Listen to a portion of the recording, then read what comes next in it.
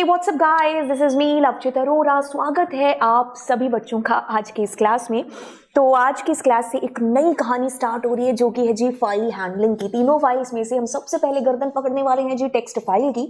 ऐसा है कि ये फाइल तीनों फाइल्स में सबसे ज्यादा आसान है, सबसे ज्यादा इंपॉर्टेंट तो खैर आपकी तीनों फाइल्स हैं, क्योंकि अगर बोर्ड के पॉइंट ऑफ व्यू से देखें तो तीनों फाइल से आपको प्रोग्राम्स हैं जो आते हैं। तो प्रोग्राम्स हैं तो इंपॉर्टेंट है। बाकी देखो क्या है कि अगर आपको बाइनरी और सीएसवी को अच्छे से सीखना है ना तो टेक्स्ट आपको आनी चाहिए, क्योंकि इससे आपका एक बेसिक क्लियर हो जाता है। इससे क्लियर हो जाता है कि आखिरकार फाइल क्या है, मतलब फाइल हैंडलिंग की जरूरत आपको क्यों पड़ी, क्यों आप इसको पढ़ रहे हैं, क्यों आपको डेटा स्टोर करने की नीड है जो पढ़ रही है, अलग अलग फाइलों का क्या पर्पस है। तो यहीं से आखिरकार जो हमारी कहानी है ना फाइल हैंडलिंग की वो स्टार्ट होती है। तो सबसे पहली फाइल हम यही है जो पढ़ते हैं। चलिए तीनों फाइल्स को हम एक बार साइड में रखते हैं, टेक्स्ट को, बाइनरी को, सीएसवी को। हालांकि आगे वाली क्लासेस में मैं इन सारी चीज़ों को क्लियर करती जाऊंगी, बट आज की क्लास के एक बार मुद्दे के ऊपर आते हैं कि हम इनको पढ़ने वाले हैं। बट उससे भी पहले we want to know that कि what is file, file handling क्या है, क्या इसकी जरूरत है, क्यों हम इसको पढ़ रहे हैं। क्या आम जो पाइथन के प्रोग्राम्स हैं उससे क्या हमारा काम नहीं चल रहा है, जो हमें फाइल्स की जरूरत पड़ रही है, फाइल हैंडलिंग पढ़ने की जरूरत है जो पढ़ रही है। चलिए जानते हैं। अब देखो क्या चीज है, आपने 6th-7th में जब कंप्यूटर के साथ काम करना स्टार्ट किया होगा या जो भी क्लास में, तो फाइल ये जो शब्द है ये आपने तभी से सुनना भी शुरू कर दिया होगा, या आपने बोलना भी स्टार्ट करा होगा कि आपका डेटा इस फाइल में स्टोर है, इस फोल्डर में जाकर के स्टोर है ना। आपने कोई मूवी लेकर के आए, कोई गाना लेकर के आए, आज आप लेकर के आए, फिर आपने सोचा कि अच्छा मुझे इसको बाद में देखना है, तो आपने उसको स्टोर करके रख दिया, सेव करके रख दिया, और कुछ दिन बाद जब आपको देखना था तो आपने वहीं से उस फोल्डर फाइल में से उस डेटा को उठाया और वॉच कर लिया, है ना। तो अब इस कहानी को समझो, नीड कहाँ से है जो पढ़ती है। उसके लिए एक बार किताबी भाषा को थोड़ा सा पढ़ते हैं और फिर उसको सिंप्लीफाई करते हैं। कहता है यहाँ पर कि file is a collection of data और इंफॉर्मेशन। फाइल के अंदर क्या है, डेटा है, इंफॉर्मेशन है, stored on a disk. Files can store information जैसे कि टेक्स्ट हो गया, कोई वीडियो हो गया, कोई इमेजेस हो गई, या फिर किसी भी प्रकार का आपका जो भी डेटा है, ठीक है, तो वो डेटा हम फाइल्स के अंदर जाकर के स्टोर करते हैं। ठीक है, आप एग्जाम्पल ले लो, आपकी मैम अटेंडेंस रजिस्टर में आपका डेटा स्टोर करके रखती है ना, ताकि क्या हो, फ्यूचर में मुझे पता करना हो कि भाई 15 अगस्त वाले दिन ये बच्चा क्लास में मौजूद था कि नहीं था, है ना, इसकी एब्सेंट लगी थी कि प्रेजेंट लगी थी, ये उस दिन आया था स्कूल कि नहीं आया था। मतलब रैंडमली मैं एक एग्जाम्पल उठा रही हूँ। तो अब मैं इतनी तो अंतर्यामी हूं नहीं कि मैं 100 बच्चों में से एक बच्चे का इतना रिकॉर्ड याद रखूं कि वो इस तारीख को आया स्कूल के नहीं। तो हम क्या करते हैं, उस डेटा को स्टोर करके रखते हैं फाइल के अंदर, ताकि वो चीज परमानेंटली स्टोर रहे। बस यही पर्पज है कंप्यूटर में भी फाइल्स को यूज करने का। क्या करते हैं, फाइल्स के अंदर डेटा को स्टोर करके रखते हैं, कोई इन्फॉर्मेशन स्टोर करके रखते हैं। अब वो डेटा आपका टेक्स्ट, इमेजेस, वीडियोस कुछ भी हो सकता था। वेरिएबल्स इन अ प्रोग्राम, जब भी हम अपने प्रोग्राम के अंदर वेरिएबल्स को डिक्लेयर करते हैं, हालांकि ये चीज़ें हम लोग 11th क्लास से करते हुए आ रहे हैं कि मैंने कहा बी में 40 और ए में समथिंग, तो ये भी क्या है, ये भी हमारा डेटा है नंबर्स के अंदर। तो हम इसको स्टोर करके रखेंगे वेरिएबल्स के अंदर, है ना।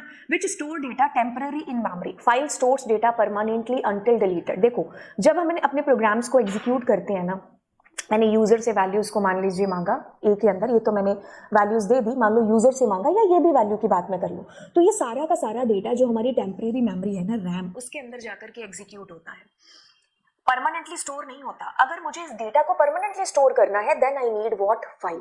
ठीक है, तो फाइल आपको पता चल गया, इट्स लाइक अ कंटेनर। ठीक है, जैसे ये कंटेनर है, इसके अंदर मुझे कुछ स्टोर करके रखना है, क्यों, क्योंकि मुझे बाद में खाना हो सकता है ना। तो वैसे ही हमारी फाइल क्या है, फाइल क्या है, कंटेनर की तरह काम करती है, जिसमें हम अपना डेटा, अपनी इंफॉर्मेशन स्टोर करके रखते हैं। पर्पस वही है कि फ्यूचर में मुझे अपने डेटा के साथ में कोई काम हो सकता है। File is the collection of data, understood. अब हैंडलिंग क्या है, हैंडलिंग का बेसिक मीनिंग क्या है, कुछ मैनेज करना। ठीक है, मैनेज करके रखते हैं हम, मैनिपुलेट करके रखते हैं फाइल्स के अंदर। यूज करते हैं हम इसके लिए किसी भी प्रोग्रामिंग लैंग्वेज को। अगर हम प्रोग्रामिंग को भी यहाँ पर बीच में ना लेकर के आए, तो हैंडलिंग शब्द का ही मतलब अपने आप में कुछ मैनेज करना, कुछ मैनिपुलेट करके। अब दोनों शब्दों को जब मैंने प्लस किया, फाइल हैंडलिंग, फाइल मतलब जिसमें हम डेटा स्टोर करके रखते हैं, और मैनेज करके रखना हैंडलिंग। देखो दोनों की डेफिनेशन कहती है, file handling in Python is a way to interact with files for task, जैसे कि स्टोर करना अपने डेटा को, और फ्यूचर में अगर मुझे उस डेटा को फैच करना पड़ सकता है या रिट्रीव करना पड़ सकता है तो वो मैं कर सकती हूँ। ठीक है, किसी ना किसी प्रोग्रामिंग लैंग्वेज का यूज करके। हम पाइथन का यूज कर रहे हैं तो ओके, मॉडिफाई करना है अगर मुझे डेटा को उस फाइल के अंदर स्टोर है तो यस मैं कर सकती हूँ। जैसे वो बच्चा 15 अगस्त को मान लीजिए आया हो सकता है ना, तो मैंने उसका एब्सेंट लगा दिया। अब मुझे उस डेटा को क्या करना, अपडेट करना है कि ना भाई एब्सेंट नहीं था, ही वॉज प्रेजेंट। तो ये क्या है, मॉडिफाई कर रही हूँ ऑलरेडी एग्जिस्ट डेटा के अंदर।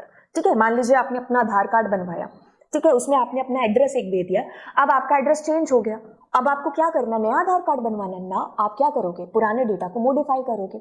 ठीक है, आपका सरनेम चेंज हो गया तो पुराने डेटा को मॉडिफाई करना, वो भी है जो हम कर सकते हैं। ठीक है, यही चीजें हैंडलिंग, फाइल हैंडलिंग के अंदर आती है कि आप अपने डेटा को स्टोर करना, रिट्रीव अगर फ्यूचर में चाहिए, ये सारी चीजें हैं जो आपको ध्यान में रखनी है कि हम फाइल्स का यूज बेसिकली क्यों करते हैं, आखिरकार फाइल हैंडलिंग है क्या। ठीक है, तो ये सारी चीजें हमें ध्यान में रखते हुए आगे चलना है, और एक बेसिक सा एग्जाम्पल है जो मैं यहाँ पर देने वाली हूँ इसको समझाने के लिए। अब क्या है कि इमेजिन करिए कि आपने कोई एक सॉफ्टवेयर बना दिया जिसमें स्कूल के बच्चों का कुछ डेटा है जो एंटर होना है। अब क्या है कि आपके जो स्कूल के एडमिनिस्ट्रेटिव है ना, उसका एक एग्जांपल ले लिया कि कोई मिसेस शर्मा है। अब क्या करती है कि वो उस सॉफ्टवेयर के अंदर डेटा को इनपुट करती है, मतलब डेटा एंट्री करती है, नेम स्कोर और नंबर्स को, अटेंडेंस वगैरह को, जो भी बच्चों का डेटा है। अब उसने बड़ी मेहनत करके उस डेटा को उस सॉफ्टवेयर के अंदर डाला। अब जब अगले दिन वो बंदी आती है और देखती है कि यार जो डेटा कल उसने मेहनत से डाला था, आज वो सारा का सारा डेटा रिमूव हो चुका है, वाइप आउट हो चुका है। क्यों हुआ? आपसे उसका सवाल पूछा जा रहा है। अब आपने वो सॉफ्टवेयर बनाया, तो आप उस सॉफ्टवेयर आपने बनाया, तो उस नाते आप उसको एक्सप्लेन कर रहे हो कि भाई मिसेस शर्मा ये चीज हुई है। हाँ, फिर बाद में आपको सॉल्यूशन भी है जो देना पड़ेगा। तो मैं आपको एक जरूरत, एक नीड बता रही हूँ कि फाइल्स की जरूरत, नीड आपको कहाँ पड़ती है। अब ये आप बता रहे हो कि when a program running we input data, the data is stored RAM के अंदर। मैंने कहा ना, जैसे आपने ए में 5 डाला, बी में 10 डाला, या मिसेस शर्मा ने भी बच्चों के नाम, रोल नंबर, जो भी डेटा डाला था, वो सारा का सारा हमारी रैम के अंदर, मतलब अगर हम अपने प्रोग्राम की बात करें तो हमारा डेटा सारा रैम में एग्जीक्यूट होता है। वैसे ही क्या था कि मिसेस शर्मा के जो सॉफ्टवेयर था उसमें भी जो डेटा था वो सारा रैम में जा रहा था। ठीक है, तो रैम हमारी एक ऐसी मेमोरी है जो कि टेम्परेरी मेमोरी है, वॉलेटाइल मेमोरी है। जैसे ही लाइट चली गई आपका डेटा भी वाइप आउट हो गया। ठीक है, तो जैसे ही इसने अपने कंप्यूटर को बंद किया या उस प्रोग्राम को, सॉफ्टवेयर को बंद किया, तो रैम है जो वो सारी क्लीन हो गई। तो योर सॉफ्टवेयर, जो सॉफ्टवेयर बनाया था वो रैम के ऊपर डिजाइन था। ठीक है, इस चीज को बताने के पीछे का पर्पज है कि आप दुनिया भर का लंबा प्रोग्राम आपने लिख दिया, उसमें हजारों इनपुट आपने करा लिए, एक बार आपने चीजें कर दी। अब जैसे ही आपने उस प्रोग्राम को बंद किया, आपका सारा डेटा क्लीन हो गया, क्योंकि that data was stored in RAM.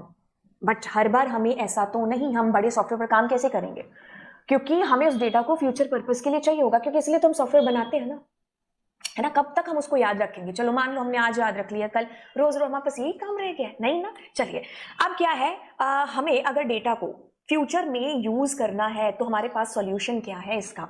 तो आपके पास सॉल्यूशन है कि आप फाइल्स का इस्तेमाल करो। ठीक है, तो फाइल्स के अंदर अपना डेटा रखो, क्योंकि वो हार्ड डिस्क यानी कि हमारी सेकेंडरी मेमोरी के अंदर स्टोर होती है परमानेंटली। तो जब चाहे तुम्हें उस डेटा के साथ जरूरत है तो उस डेटा को आप फैच कर सकते हो। वो सारी चीजें देखो जो यहाँ पर लिखी थी, स्टोर करना, रिट्रीव करना, उसको मॉडिफाई करना, ये सारी चीजें हो सकती हैं अगर हमारा डेटा हमारी फाइल्स के अंदर है।